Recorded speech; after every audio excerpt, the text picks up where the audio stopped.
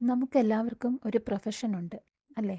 നമ്മളായിരിക്കുന്ന, നമുക്ക് വരുമാനം കിട്ടുന്ന നമ്മുടെ ജോലി. എന്നാൽ ആ പ്രൊഫഷനിൽ നിൽക്കുമ്പോൾ നമ്മുടെ പാഷൻ നമുക്ക് കണ്ടുപിടിക്കാൻ പറ്റിയിട്ടുണ്ടോ എന്ന് നാം ഓരോരുത്തരും ചിന്തിക്കണം.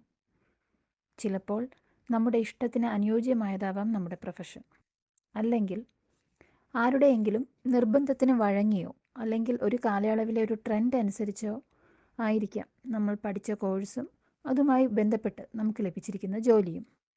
എങ്കിൽ എങ്കിലും നിങ്ങൾക്ക് മനസ്സുകൊണ്ട് ആ ജോലിയിൽ താല്പര്യമില്ലാത്ത ഒരാളാണെങ്കിലും ജീവിതത്തിൻ്റെ വരുമാന മാർഗം എന്ന നിലയിൽ നിങ്ങൾക്ക് ആ ജോലിയിൽ തന്നെ തുടരേണ്ട ഒരാവശ്യവുമുണ്ട്. അങ്ങനെയാണെങ്കിൽ നിങ്ങൾ ആ ജോലിയിൽ തന്നെ തുടരുക. പക്ഷേ നിങ്ങൾക്ക് ഒരു പാഷൻ കൂടി ഉണ്ടാവും. ആ പാഷൻ നിങ്ങൾ കണ്ടുപിടിക്കണം. എന്നിട്ട് ആ പാഷൻ ചേസ് ചെയ്യാനുള്ള പരിശ്രമം ഇന്നു മുതൽ നിങ്ങൾ തുടങ്ങണം. അങ്ങനെ നിങ്ങൾക്ക് നിങ്ങളുടെ പ്രൊഫഷനും പാഷനും ഒരുപോലെ കൊണ്ടുപോകാൻ സാധിക്കുകയാണെങ്കിൽ നിങ്ങൾക്ക് നിങ്ങളുടെ പ്രൊഫഷനോടുള്ള വിരോധമോ വിരക്തിയോ എന്തെങ്കിലും ഉണ്ടെങ്കിൽ അത് നിങ്ങൾക്ക് ബാലൻസ് ചെയ്യാൻ സാധിക്കും. അതിന് നിങ്ങളുടെ പാഷൻ നിങ്ങളെ സഹായിക്കും. അതുകൊണ്ട് find your passion and also your profession. എല്ലാവർക്കും ശുഭദിനം.